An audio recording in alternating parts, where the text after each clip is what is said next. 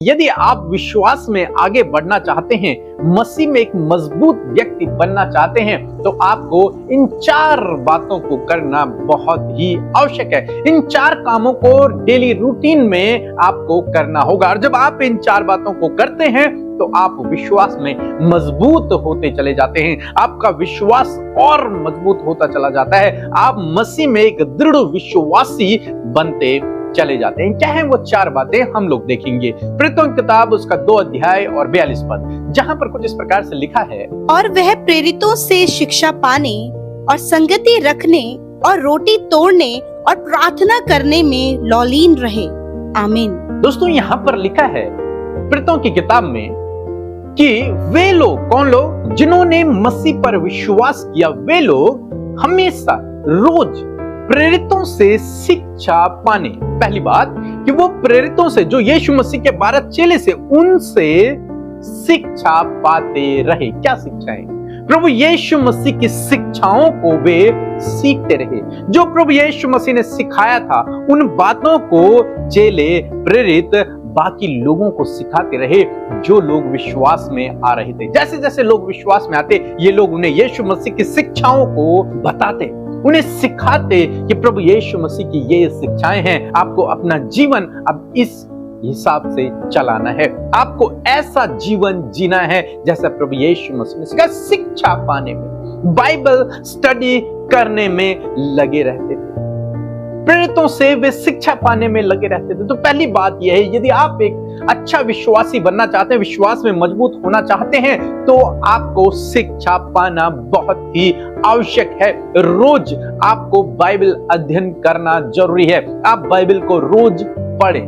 दूसरी बात हम लोग देखते हैं कि वे संगति रखने में, वे लोग एक दूसरे से संगति रखते थे। वे समय समय पर एक दूसरे से मिलते थे, एक दूसरे से बातचीत करते थे, अपने प्रेम को एक दूसरे से शेयर करते थे, अपने स्ट्रगल को एक दूसरे से शेयर करते थे। फेलोशिप में वे लोग रहते थे। तो उनका दूसरा जो काम था वो तो संगति में रहना। यदि आप एक मसीह हैं और आप मसीह में मजबूत होना चाहते हैं, मसीह में बढ़ना चाहते हैं, तो आपको संगति में रहना बहुत ही आवश्यक है। आप ये ना सोचें कि मैं अकेले रहकर एक मजबूत विश्वासी बन सकता हूं। नहीं, आपको संगति में रहना होगा। किसी न किसी की संगति में आपको रहना होगा। एक अच्छे मजबूत विश्वासी की संगति में आपको रहना होगा, तब आप भी बढ़ते चले जाएंगे। तीसरी बात हम लोग देखते हैं कि वे प्रभु भोज किया करते थे। जो प्रभु यीशु मसीह ने किया कि मेरे स्मरण के लिए यही किया करना, तो वो लोग प्रभु भोज में हमेशा शामिल होते थे। तो तीसरी बात यह है कि यदि आप मसीह में हैं, तो आपको प्रभु भोज में भी बहुत जरूरी है शामिल होना। प्रभु भोज करना भी आपके लिए बहुत ही आवश्यक है।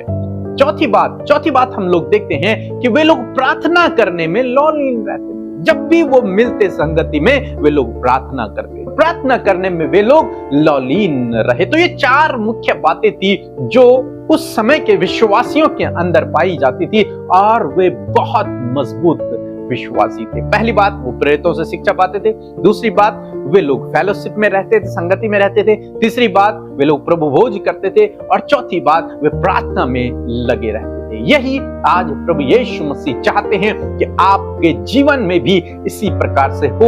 यदि आप एक मजबूत विश्वासी बनना चाहते हैं, प्रभु के अद्भुत आश्चर्य कर्मों को अपने जीवन में देखना चाहते हैं, तो आपको भी इसी प्रकार करना है। प्रेरितों से शिक्षा पाएं, बाइबल अध्ययन करें और संगति में रहें, प्रभु भोज करें और प्रार्थना में लगे रहें। जब आप इस प्रकार से करेंगे, आप प्रभु के कार्य को अपने जीवन में देखेंगे, अपने विश्वास को आप बढ़ता हुआ देखेंगे और एक मजबूत विश्वासी आप बन जाएंगे। सो प्रभु आपको इस वचन के द्वारा बहुतायत से आशीष दे। आमीन।